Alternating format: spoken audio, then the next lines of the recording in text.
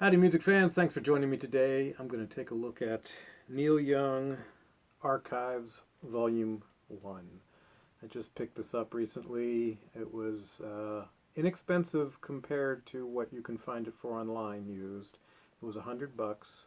I got it at that store Neptune, which I will have a video for in a while, and I'm probably going to point at this and say, I might get this. Well, I got this. I've been looking at it for quite some time. And at one point I looked and saw why it was $100, and it's damaged, and I'll show you that. But it's online. Typically, I think it's people have it for these insane prices: $2, $3, $4, $5, $6, $700, and just ridiculous. I also have a bunch of it, but I just thought it'd be a neat piece to have, especially for $100. So it opens like this. Kind of cool. It's a magnet, right? And then these doors pull open. But here is the problem why it was marked so low. So this is torn, and down here it's also torn. Not as bad, but it is torn in both spots. It's hard to show you. Oh, there we go. So but I will do a video on fixing this for you guys and for myself after this one. So yeah, so it folds in half like this. It's kind of neat. Okay, and then you open the top. It's got a little pull handle and another one. And then inside are all the CDs and whatever all's in there. So let's take a look and find out whatever all's in there. It's easy to get it out of this one because it's falling apart. Oh, there's a good view of it. It's really falling apart. You can see it's completely, maybe it's because of me handling it just now. This is the most I've handled it since I bought it. So I will put that back together though. All right, so what we get is a booklet in this classic newsprint style that he does. He's doing his archive series in. It looks like it's mostly text. I'm curious about reading that. It's all text, it looks like, so I am curious what he has to say about this. And then it looks like maybe there's a little bit of info about the set, but not on about the tracks. So that's the booklet. And the first disc is called Early Years. Now, a lot of this is on YouTube. You can hear it on YouTube. You can hear a good portion of it, including, I think, all of this disc. So I'm not going to go through reading everything, but it has stuff with the Squires and stuff by himself, and I think and other bands possibly, and a lot of songs I don't have and have never heard of, even the Sultan, Aurora, the Ballad of Peggy Grover, The Rent Is Always Due, Extra Extra, and then a bunch that people do know, like Mr. Soul and Flying on the Ground Is Wrong and Expecting to Fly, Broken Arrow, I Am a Child, so Down to the Wire. Anyway, yeah, so that's going to be interesting. That's the first disc. Disc number 2 is Topanga Canyon number 1, 1968 to 1969, and I hear that this Topanga Canyon and another Topanga Canyon are the reason people really dig these sets. Like these are the nuggets that have a bunch of unreleased stuff. Let's see, here we are in the years, the Loner Birds, got a lot of stuff off of Everybody Knows This Is Nowhere and his first album, it looks like, and a little bit off After the Gold Rush. I don't know if these are different takes or what.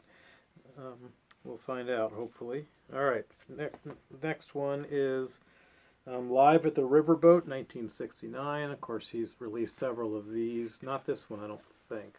Separately as well. This one, I believe, is just him acoustic, and it's got 11 songs. I'm curious about this. A lot of these that he's released are very short, as far as how many songs he's played. And he's known for playing a lot of songs in a long set. So I'm guessing like the Massey Hall and this one and the Sugar Mountain. Well, Sugar Mountain's pretty long, I think. But some of these I'm guessing aren't the whole set. I don't know. This has a bunch of his classic earlier stuff. Broken Arrow, Sugar Mountain, Old Laughing Lady. Whiskey Boot Hill is one I don't know. I've Loved Her So Long, I don't think I know. And 1956 Bubblegum Disaster. That might just be him talking, probably. All right. And then Topanga Canyon, number 2, 1969 to 1970.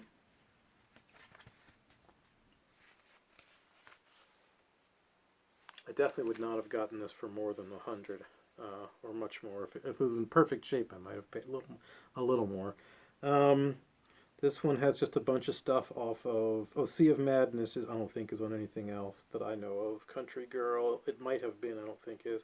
There's not a lot of unreleased songs.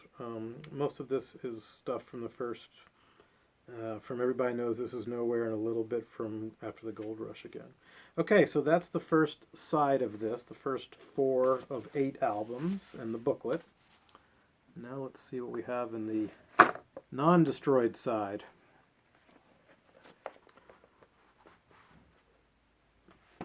I still don't know what this is. I haven't really looked at it. I might have seen it in somebody else's video, but I think this is like, yeah, this is like his file folder timeline thing. So it opens up. Oh, good Lord. I'm afraid to rip it or whatever, but I'm not, well, I guess I could show you the whole thing. So, it's pretty long. It's not going on my wall, I'll tell you that. I don't think. But it's interesting. It's, shows like his file folders. It's kind of cool. It's kind of interesting. Interesting thing to put on there. Topanga Canyon number 3, 1970. So I was wrong. There's 3 Topanga Canyons. I thought there might be 3. And apparently these are the ones that are the real gems in this set. Let's see. This is a bunch of stuff from CSN and from After the Gold Rush, and I don't see anything from Harvest. Oh, I see something from On the Beach. So, Wonderin', Only Love Can Break Your Heart, Tell Me Why, After the Gold Rush, Cripple Creek Ferry, Ohio is on here, so that's interesting, because that I think is CSNY. Music is Love, See the Sky About to Rain, of course, from On the Beach. So anyway, there's that. And then Crazy Horse at the Fillmore, 1970, and this was a big one. This is one of the ones I'm talking about. It has 6 songs on it, so that couldn't have been the whole show, unless he was just, it was a lineup of bands, lots of bands, which I know the Fillmore did do that, and he was, him and Crazy Horse were somewhere in there and only had 40 minutes or something. That could be. So this one, my copy now goes on the back to the store pile to trade in, and same with this one, Live at Massey Hall, 1971. This one has 16 tracks. That's a little bit more like a full-length show, and this is another acoustic show of his. I don't know if I need all of these acoustic shows, of him. I'm curious to hear if there's much difference between them. I definitely am curious to hear that. North Country, 1971 to 1972. Is the last disc, and nice pictures, that's for dang sure.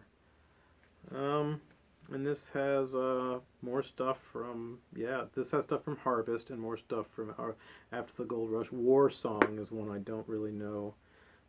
Has Are You Ready for the Country, and Bad Fog of Loneliness, of course, is a big one that never really made it onto any albums.